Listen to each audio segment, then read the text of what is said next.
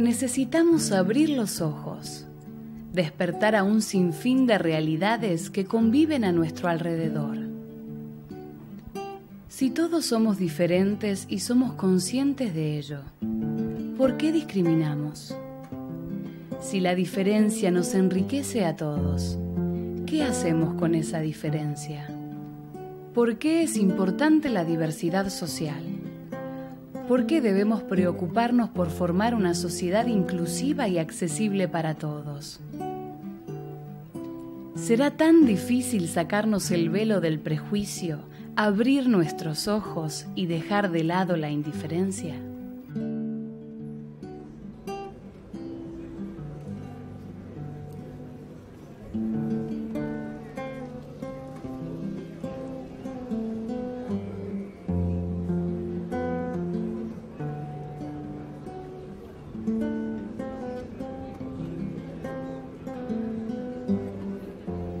En el mundo viven más de 6.500 millones de personas, de las cuales se calcula que el 10% posee algún tipo de discapacidad. Es decir, más de 650 millones de personas se enfrentan de manera cotidiana con diversas formas de sobrepasar obstáculos, tanto porque circulan, piensan o se comunican de manera diferente. 650 millones de personas es igual a la suma de la población total de España, Argentina, Estados Unidos, Colombia, Italia, Canadá, Australia, Egipto, Cuba. Ahora bien, nos falta una nueva suma. Si se incluye a los miembros de las familias de esas 650 millones de personas, la cantidad de individuos directamente afectados por la discapacidad asciende a alrededor de 2.000 millones, lo cual significa casi un tercio de la población mundial. Son la minoría más grande de la sociedad, pero siguen siendo invisibles en muchos de los aspectos de la vida cotidiana. El 13 de diciembre de 2006 fue aprobada la Convención Internacional sobre los Derechos de las Personas con Discapacidad. ¿Por qué necesitamos una convención especial para las personas con discapacidad? ¿No tienen los mismos derechos que todos los demás? En un mundo perfecto, los derechos enumerados en la Declaración Universal de Derechos Humanos serían suficientes para proteger a todas las personas. Pero en la práctica, ciertos grupos llamados vulnerables, como las mujeres, los niños y las niñas, los inmigrantes, han necesitado de un refuerzo para compensar la situación de vulnerabilidad en la que se encuentran en la sociedad. Artículo 1. El propósito de la presente convención es promover, proteger y asegurar el goce pleno y en condiciones de igualdad de todos los derechos humanos y libertades fundamentales por todas las personas con discapacidad y promover el respeto de su dignidad inherente. El marco legal de las personas con discapacidad se encuentra en una situación en la cual, en la actualidad, existen diferentes legislaciones que ayudan a la aplicación práctica de la Convención, pero es imprescindible hacer una modificación de la propia legislación existente. Vamos a ver, la Convención supone un cambio de paradigma de la discapacidad, supone que el problema no se encuentra en la persona no tiene un problema, sino que es la sociedad la que no permite la integración de la persona en un ámbito normal. El marco de la Convención Internacional es un marco de lucha contra la discriminación y de expulsión de todos los ordenamientos jurídicos de aquellos derechos que sean discriminatorios.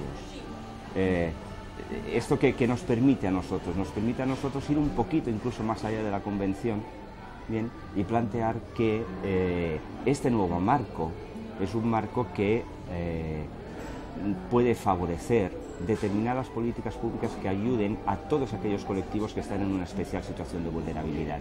¿Por qué tantas leyes, tantas convenciones, más otra convención más, para lograr algo que sería, creo yo, bastante sencillo, que es poder integrar a la sociedad y aceptar las diferencias? Entonces sería, aceptando estas diferencias, seríamos un mundo más solidario y con una paz social más importante. Por primera vez, en el proceso de elaboración de una convención internacional, se dio la posibilidad de participación a los verdaderos protagonistas.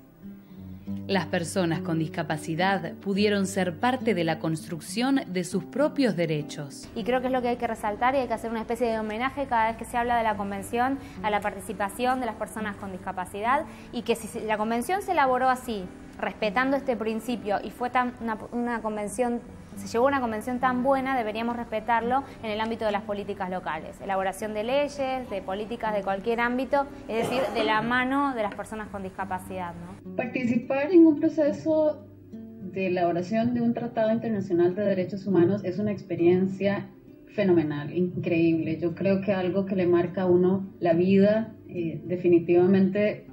Creo que es un antes y un después de haber participado en ese proceso y de haber participado tan intensamente. Lo fundamental de la participación de las personas con discapacidad es que al final las decisiones, los procesos, las políticas públicas, la legislación va a responder a las verdaderas necesidades de las personas con discapacidad y no a lo que otras personas consideran que son nuestras necesidades, y que entonces no solucionan realmente, no eliminan las barreras que nosotros enfrentamos para poder desarrollarnos plenamente en la sociedad.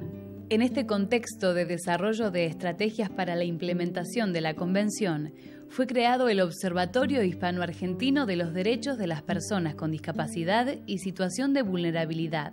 Este espacio está compuesto entre las siguientes organizaciones y entidades: Fundación Aequitas España y Argentina, Asociación para la Gestión Social, Agencia Española de Cooperación Internacional para el Desarrollo, Congreso Permanente sobre Discapacidad y Derechos Humanos y la Oficina de Promoción e Igualdad de la Municipalidad de General Pueyrredón. Se plantea el observatorio como un laboratorio de ideas. Es decir, el concepto esencial del observatorio es que es una ventana abierta a la gestión de todo el conocimiento que hay alrededor de la Convención Internacional. Creemos que hay que dar un salto y dejar de debatir la teoría de la Convención para trasladar a los poderes públicos propuestas sólidas y iniciativas legislativas, iniciativas de políticas públicas realmente que ayuden de una manera contundente a que lo que dice la Convención realmente sea práctico y sea útil para las personas. La gente se pregunta qué tiene que ver el notariado con la discapacidad, y esto es un porqué de la internacionalización de la fundación. Nos dimos cuenta, ¿sí?, en que este siglo XXI nos cambiaba un cambio en la vida social de las personas. Y esto también significaba de que todos los países tenían que trabajar en forma conjunta. Esto es una realidad y un porqué de la Convención. Esto es un llamado de la sociedad a empezar a entender en este mundo globalizado donde todas las personas tienen que tener los mismos derechos independientemente del país donde vivan. Y ahí nace la necesidad, vemos que es importante crear un ámbito de estudio de la Convención, pero no solo desde el punto de vista jurídico o de los operadores jurídicos, sino también desde el punto de vista de todas aquellas personas que están involucradas dentro de la discapacidad. No solo los operadores jurídicos, sino también los psicólogos, los médicos, trabajadores sociales. El mundo de la discapacidad. Es importante nunca olvidar el lema: nada de la discapacidad sin nosotros, sin la discapacidad. El observatorio queremos que sea una herramienta para poder medir cuáles son las respuestas, cuáles son los problemas, cuáles son las necesidades, los conflictos que la sociedad tiene, para poder enfocarlos en las soluciones. A lo largo de la historia, las personas con discapacidad han sido y son tratadas, observadas y encausadas bajo distintos modelos sociales que determinan a nivel general cómo son vistas y cómo son incluidas o no en la vida social cotidiana. Todas estas visiones hoy coexisten y son parte de la construcción que hacemos de nuestra sociedad. El primer modelo, llamado modelo de prescindencia, podría situarse en la antigüedad. En este modelo se considera a la discapacidad como un castigo de los dioses, y las personas con discapacidad son consideradas una carga para la sociedad, por lo cual hay que excluirlas, desecharlas o, peor aún, matarlas. Tenía una connotación religiosa, es decir, se explicaba desde la religión y desde la consideración de la persona con discapacidad como carga, ya fuera para sus padres o para la sociedad. ¿Qué respuesta social se daba? Se prescindía a través de prácticas que hoy podemos denominar eugenésicas, es decir, se despeñaba a una persona con discapacidad desde el monte Taigueto, el ejemplo clásico, se la dejaba para que fuera despedazada para las fieras, es decir, de alguna manera nos desentendíamos de esa persona a través de estas soluciones, que hoy nos parecen aberrantes, pero que donde raspamos un poquito pueden seguir imperando en algunos aspectos. El segundo modelo, llamado modelo médico rehabilitador, entiende la discapacidad como una anomalía que hay que corregir, haciendo hincapié en la diferencia de esas personas con el resto de la sociedad. La postura asistencialista guía en este modelo las acciones de las personas con discapacidad que ya no son consideradas inútiles o innecesarias, pero siempre en la medida en que sean rehabilitadas. Por esto es imprescindible normalizar esa diferencia. Focalizó todo en una visión médica. El médico y los especialistas o expertos terminaron decidiendo si la persona con discapacidad se iba a poder casar, si iba a poder trabajar, si iba a servir para este trabajo o para el otro. Es decir, como que se le medicaliza la vida a la persona con discapacidad sin tener en cuenta que es una faceta más de la vida de la persona con discapacidad como de cualquier otra persona. El tercer modelo, denominado modelo social, transmite un pensamiento desde el cual la discapacidad deja de ser situada en la persona para ser situada en la sociedad. La discapacidad es una construcción social.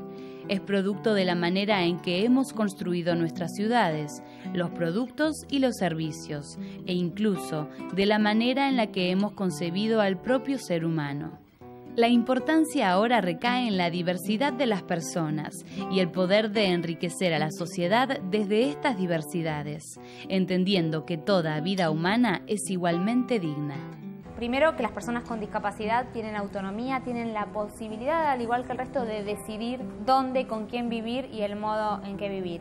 Pero que muchas veces están condicionadas en eso, no por limitaciones personales, sino por cómo está diseñada la sociedad. Porque la única opción muchas veces para las personas con discapacidades ya son escuelas especiales, vivir en una residencia, porque no se puede salir a la calle, porque no se puede transitar, porque no se pueden comunicar, porque no está preparada la sociedad. Las causas que dan origen a la discapacidad obviamente no son religiosas, como en el primer modelo, tampoco son netamente individuales, como dice el segundo modelo, sino que son preponderantemente sociales, por el modo en que está diseñada la sociedad. Quiero que me cuenten qué es para ustedes la discapacidad. ¿Quién se anima a definirme qué es la discapacidad? Bueno, la discapacidad es cuando alguna persona tiene alguna característica que es considerada normal por ahí, o tiene alguna característica que como imposibilita realizar las cosas que todas las personas pueden realizar. Bien. No solo puede ser una imposibilidad, también puede ser que le cueste hacer algo que normalmente todas las personas hacen, o sea que lo logre hacer pero con un esfuerzo claramente superior. Artículo 3. Principios generales. Los principios de la presente convención serán: el respeto de la dignidad inherente, la autonomía individual, incluida la libertad de tomar las propias decisiones y la independencia de las personas, la no discriminación, la participación e inclusión plenas y efectivas en la sociedad, el respeto por la diferencia y la aceptación de las personas con discapacidad como parte de la diversidad y la condición humanas, la igualdad de oportunidades, la accesibilidad, la igualdad entre el hombre y la mujer, el respeto a la evolución de las facultades de los niños y las niñas con discapacidad y de su derecho a preservar la identidad. Es la primera convención de derechos humanos del siglo XXI y está hablando de las personas con discapacidad. Y nos marca las nuevas reglas del juego que el mundo quiere, de alguna manera, en forma orgánica, establecer para la vida del ciudadano común. Gracias al avance cultural que fue viviendo nuestra sociedad y a la llegada del modelo social sobre la mirada de las personas con discapacidad, vemos un nuevo desarrollo sobre los conceptos de discapacidad, obstáculo, accesibilidad, autonomía, vida digna. el tema de discapacidad o el tema de los derechos de las personas con discapacidad es un tema de derechos humanos, y eso durante mucho tiempo no se quería ver así. Era un tema de asistencia social, era un tema de desarrollo social, pero no era un tema de derechos humanos. O sea, las limitaciones o los obstáculos que enfrentaban las personas con discapacidad no se veían como una violación a los derechos humanos de las personas con discapacidad, sino una consecuencia de la condición física o de la condición personal de la persona con discapacidad. Entonces ese cambio es fundamental. Es importante el salto que se da, que también entiende que la discapacidad no es una limitación individual de una persona, sino que empieza a ver a la discapacidad como una construcción social. Es decir, muchas veces cuando analizamos nos damos cuenta que la persona quizás que tiene la movilidad reducida, que tiene una restricción en su visión o en la manera de comunicarse o en la manera de razonar, es decir, que tiene una diversidad en alguno de estos aspectos, encuentra limitaciones, pero cuando nos ponemos a analizar, las limitaciones no tienen que ver con ellos mismos, con limitaciones personales, sino que tienen que ver con limitaciones sociales, factores sociales, por cómo está diseñada la sociedad. Las personas con discapacidad incluyen a aquellas que tengan deficiencias físicas, mentales, intelectuales o sensoriales a largo plazo, que al interactuar con diversas barreras puedan impedir su participación plena y efectiva en la sociedad, en igualdad de condiciones con las demás. Gracias al impulso y la fuerza con la que las personas con discapacidad y otros sectores de la sociedad vienen trabajando, estos conceptos tan asentados en nuestro vocabulario han ido encontrando variables para que la negatividad se transforme en aceptación e igualdad. De esta manera surge el término de diversidad funcional.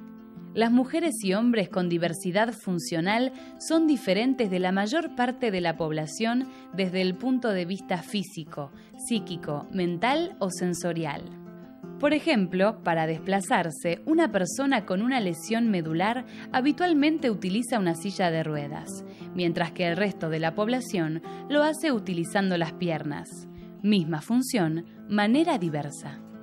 Es una persona que no se maneja de manera estándar en relación a algún órgano, alguna función o algún sentido, porque se traslada de un lugar a otro, pero en vez de hacerlo caminando lo hace en una silla de ruedas, porque se comunica pero lo hace a través de lengua de señas, o puede leer pero lo hace en braille o se lo dicta la computadora. O sea, hace lo mismo pero de otra manera que no es la estándar. Al interactuar socialmente, por limitaciones, y aquí sí utilizo la palabra limitaciones sociales, no puede vivir una vida en comunidad en igualdad de oportunidades. Es decir, dejemos de poner el acento en la persona y pongámoslo en la sociedad. Y dejemos de poner la negatividad en la persona y por ahora, lamentablemente, lo tenemos que poner en la sociedad. Esperemos que esto pueda llegar a cambiar. Lo que defiende este modelo, en contra o evolucionando con respecto a los anteriores, es que somos parte de la diversidad humana y como tal debemos tener la misma dignidad. Ahora, ¿qué es dignidad? Si queréis, hasta podemos obviar la palabra. Obviemos la dignidad. Como parte de la diversidad humana, queremos que nuestras vidas se valoren en los mismos términos que las de los demás y queremos tener los mismos derechos y las mismas oportunidades que los demás. A ver, levanten las manos cuántos conocen gente con discapacidad. Todos. Bien. Tenemos todas las mismas necesidades, no son personas con necesidades especiales. Lo que tenemos a veces son distintas respuestas, pero las necesidades son las mismas, ¿no? Digamos, eso es bueno para que cualquier persona haga un